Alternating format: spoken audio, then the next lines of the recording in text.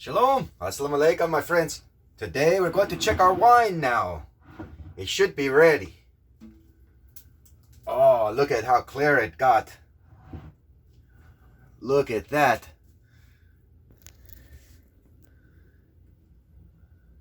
That's strawberry, you see it? And this here is the blueberry. Let's see how clear the blueberry gets if we shine it through here. Oh, look at that. Blueberries are all floating on the top. Cherry and blueberry. These are like that. Oh, look at how that is like slow gin. It's like syrup. This one's like syrup, I'm telling you. It's really potent. Now, for people to understand, this is the thing that Yeshua would have made. Like this.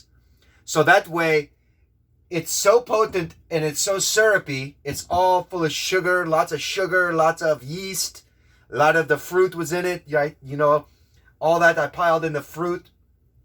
So we're going to extract, a little bit out of this. It's not a lot, but I don't drink, so I only drink for the Sabbath or Shabbat or Saturday or anytime I want to bring Yeshua, Isa, Jesus into remembrance for the things that he has done, to thank him for what he has done. He said that the best way to thank him and to remember him is to break bread and drink wine. That's the only commandment he gave. The only shirk activity that he gave is this. So you have to understand that when they're saying, oh, in Cana, the wedding feast at Cana, Jesus turned water into wine. God does not practice witchcraft. You don't take water and all of a sudden, oh, look, now it's wine. Even God doesn't do that. God create grapes separate, strawberry, everything separate. Who has to, you have to combine it. Man combines it. God don't do that goofy shit. You motherfuckers keep accusing my master of witchcraft. I'll fuck your asses up. I'll fuck you up, man. I get so sick of all those lies and all that nonsense they teach. It's stupidity. It's ignorance. No wonder everybody believes in hocus pocus and runs in the world, all throughout the world. All their fucking religions teach you nonsense. Fact. I'm showing you a proof. Living. I ain't got no book. It ain't coming out no fucking book. I'm alive and living, showing you the interpretations of the true word of God. Now here. What he said, Miriam, she come to Isa, Isa, please, they ran out of wine. What shall we do? Now remember, Isa had 3 months in advance. 3 months in advance, you read the scripture, you understand it. That there was his mother was invited to a wedding. She told her son about it, like, Yeshua, we're going to go to a wedding in 3 months. In those days, there's not a lot of work. It's poor, food is scarce. These type of things are scarce. Everyone has that understanding of those times and periods they lived in. So Mary comes to him, Yeshua, we're going to a wedding. You have 3 months to try to come up with a gift, a present. And back then, in those days, the greatest gift to bring was wine. That is normal. Even we practice it today. If someone get married or someone throw a party or someone doing that, what do you bring? Your bottle of wine. Oh, I brought the bottle of wine. Oh, yeah, you look at that. So when she asks him this, tells him this, then he is gone and he's starting to prepare his present. It's going to be the greatest present, the greatest wine ever made, the greatest, man. You have no ideology about it. So here is his present that he's making. So when they go to the feast, he's got this wrapped up.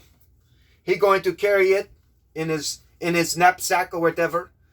He's going to bring it. He's bringing it to the wedding. It's not ready yet. Not ready yet. He don't think. Maybe he had a lot of people wanting him to help them, teach them, guide them, heal them, whatever, things they asking from him. And he's always busy and he got to check on his wine. He don't have time, because it's just as present, it's not a major important. What's more important, bringing a bottle of wine or this man who needs help? Right? So you see how Yeshua's life truly would have been like. Thousands of people knocking and banging on the door, tearing the roofs. They tore roofs out of houses to lower people in to get help, right? He is the great physician. That's what they call the great physician. People think he does miracles and magic. No, back in those days, the most basic illnesses that we don't really have anymore, they always were catching because of their lifestyle they lived. It was filthy. Just like now, you go to New York City, look at all the rats. Why all the rats in New York? Is because of the lifestyle of the people. Now all these people, they're going to start getting sicker and sicker. You watch it. You watch it all. And it's a living proof. So Yeshua would teach these people of what it was. Like I showed you with the guy eating that pig because it was bad meat. And he did not understand it at that time period back then.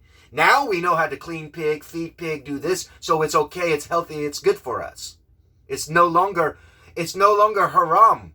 So that which was haram, God, the Most High God, has blessed, gave wisdom to, and now he has made that which was haram halal. That's like you. I'm a sinner. I'm haram. I'm najis. I'm a sinner. Oh, but the Most High God, he can clean me and make me halal? Yeah. How?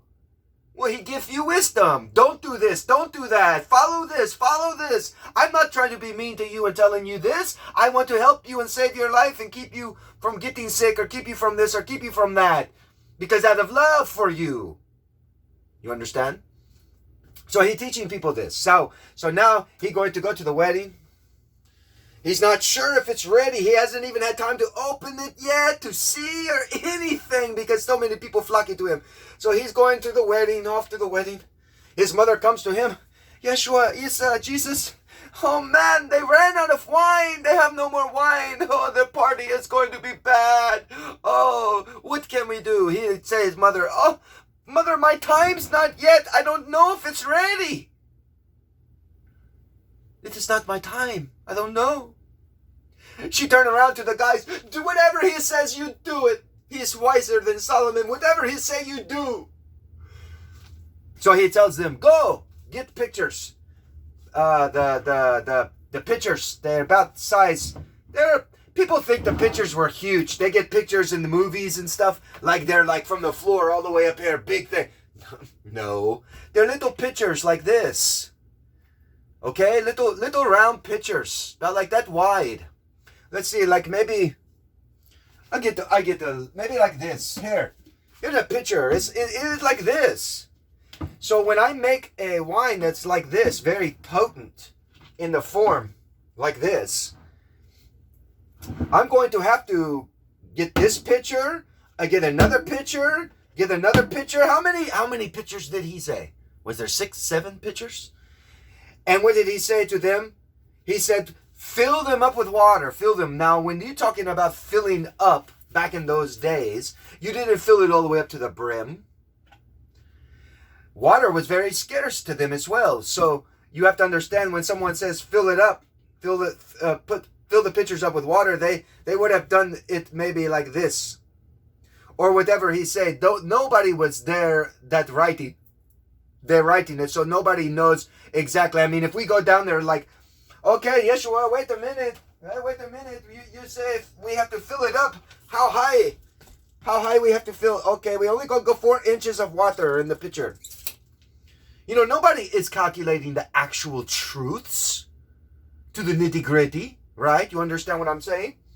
You're just getting, what most people are getting in the books is just how do you say, a whole picture, a whole story, shrunken down to give you the basic understanding. That's it. But they're not telling you exactly, word for word, how high, how much water was in there, how much wine did it, So now they poured water in here, right? So you got water in the pitcher. His wine is very potent.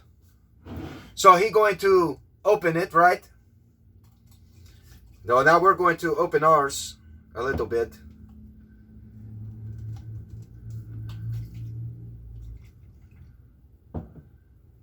Going to shake it just a little, get it all around in there, just to break off any of the stuff that's there.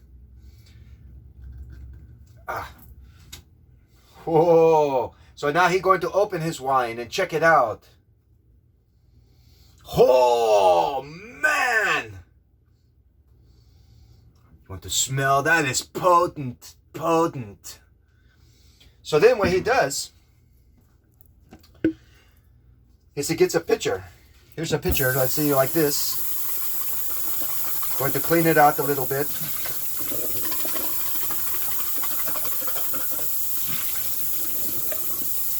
Make sure it's all pure and clean. It was already clean. I just want to make sure it's cleaner. And what he does is then he pour in here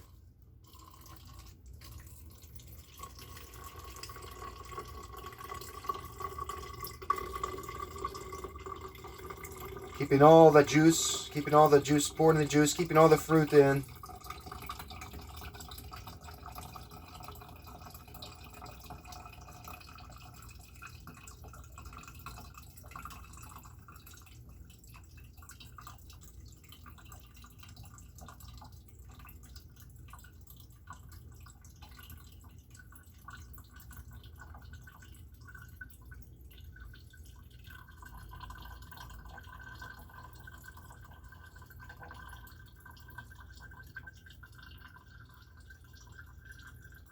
Now there's still another part left with this. So you have to understand when Miriam comes to him and says, you know, they ran out of wine, that's why he's saying, my time is not yet, you know, because look, all the things that you have to do with wine. There's a lot. People don't understand. So here, after we have drained it, now I'm going to get my coffee, what do you call those things? You know, when you're making coffee, or your strainer here. I get in this strainer here. Let me clean it out.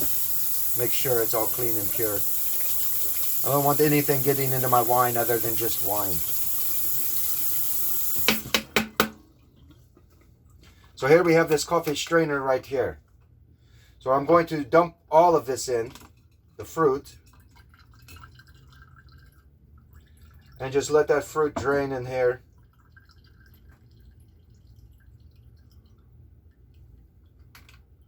I'm going to push on it.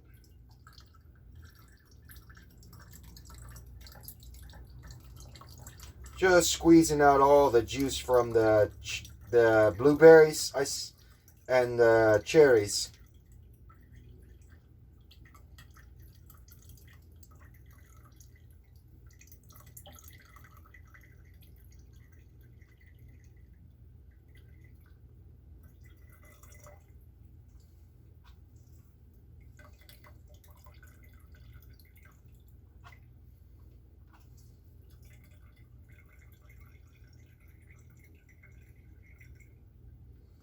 It's filling up. It's getting higher and higher.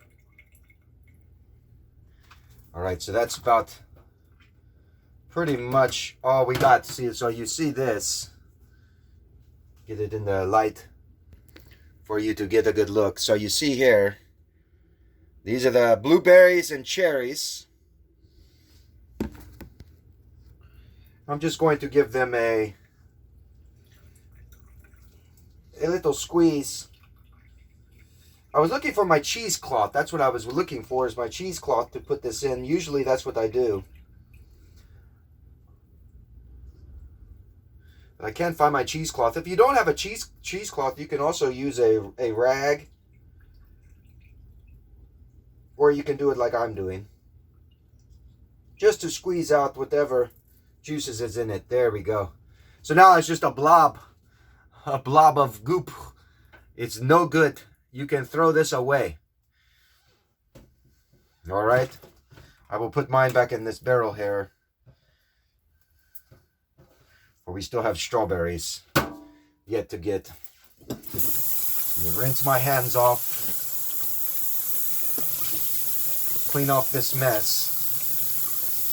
Now what you have to do, the next step, see, it's not ready yet. See, that's what Jesus was talking about to his mother. He's not quite sure. Just like now, I don't know if it's ready. So we have to check in it.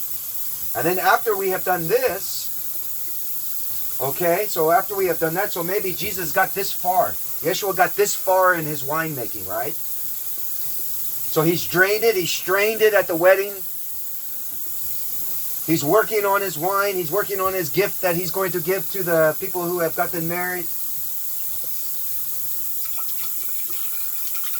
Going to clean this out. I'm going to dump this back inside here. But to do that, I'm going to show you what you do. And this is where he's talking about getting the pictures, the different pictures. Okay? So now what we do, man, that smell, I want to taste it. I want some now. It smells so good and it's so potent. We're going to have to check this out. I'm sorry, I have to do it. We have to do it. Where is my, whatchamacallit? Looking for my shot glass. I can't find it. I'll just use this little thing. I have a real shot glass that I normally use. So now the next step for this, I'm going to show you. So as you see with the light shining in it,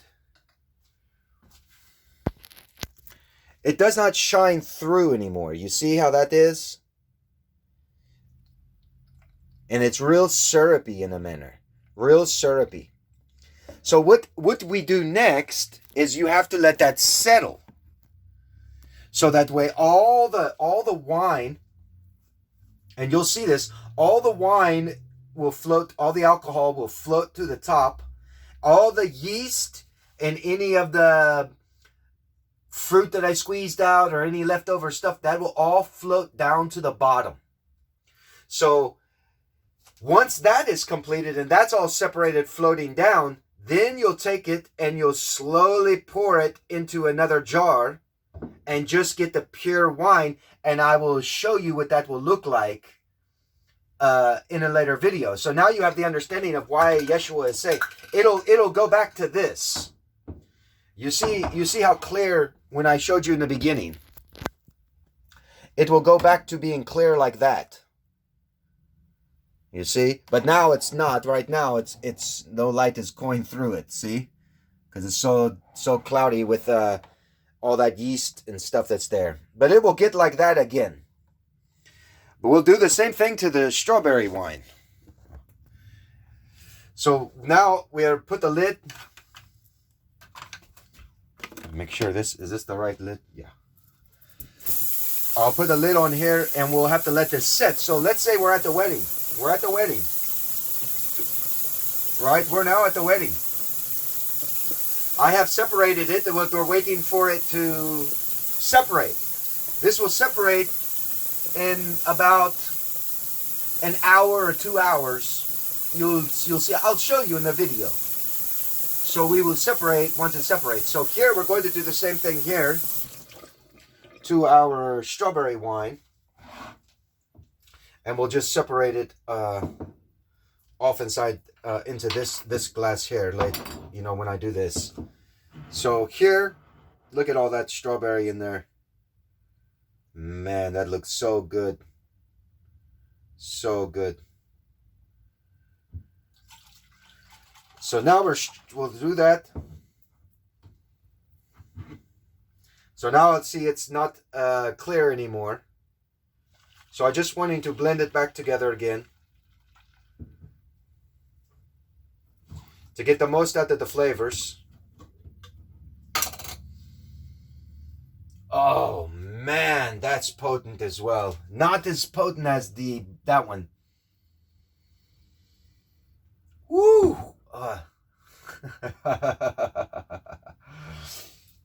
So here we're going to now just separate this.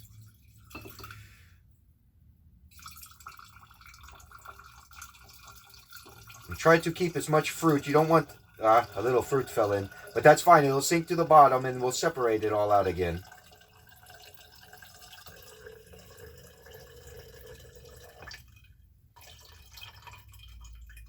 Strawberries have lots of little itty-bitty seeds all over them. And that is what we are wanting to sink to the bottom, along with any of the excess yeast that we had and any of the fruit that might fall in here as well. There's a lot of seeds that come off strawberries on the outside, you know what I mean? You don't want to have seeds all in your strawberry wine, do you? You don't want seeds all in your blueberries wine, right? You don't want all that seed, all that stuff. All right, so I'll take this out, this, squeeze in the strawberries.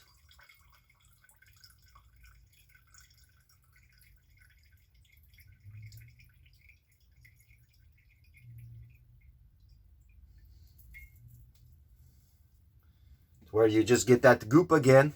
There's strawberries.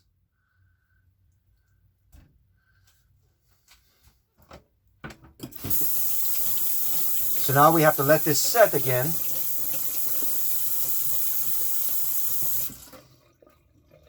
Now a key thing of what you can do once you've got this done, right? You can add sugar to this. You can add different things. You could add a cinnamon stick. You can do all sorts of kinds of things right now to add a different kind of flavor to this. So if you have some cinnamon, you want to make it strawberry cinnamony or something like that, you would throw some cinnamon sticks in here and then wait, let that set in there, and that will all settle back down after about a couple hours. It'll all settle back down. And then you will take the cinnamon sticks out and then slowly pour it, and you'll get all that flavor, all that stuff is there. You'll get it. Depending on whatever you're going to put. Me, I'm not going to add anything like this. I'm just going to keep it as is.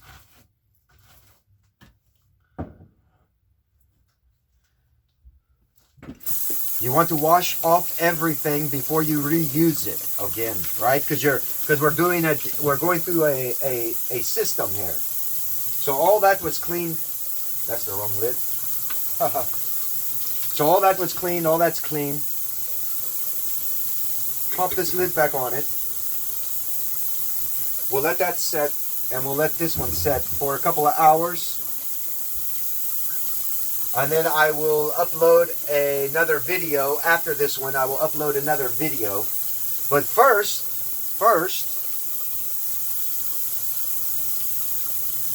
we will give this a taste test. What did I do with the... I have misplaced my thing I was using to drink some wine out of. I was going to taste this one. We'll use just this little cup, this little thing.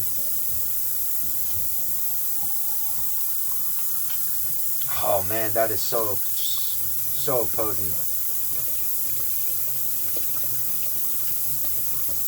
Just a little right here, just a little bit.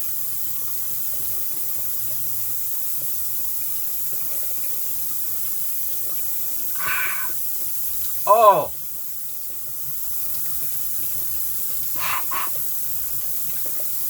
that is strong, man. Wow. Sweet too, because it's like a gin. It's like slow gin that's syrupy, because I had loaded sugar in here.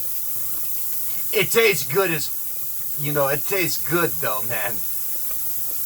You guys would love this. If you're a drinker, you would love to have some of this. I'm telling you.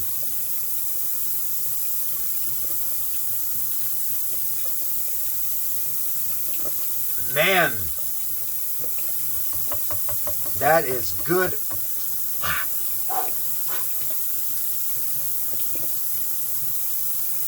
Sweet too, so sweet, man.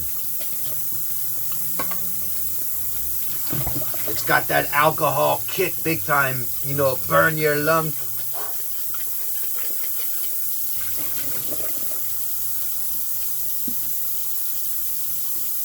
So we'll have that set here, and we'll pour that in later after we let all this settle back down and separate them itself. And we'll put it back in these jars here. This right now, this is my favorite that I've got made. But it's so potent. Now, to finish the story of Yeshua, it's so potent. So once this all dissolves and lowers down,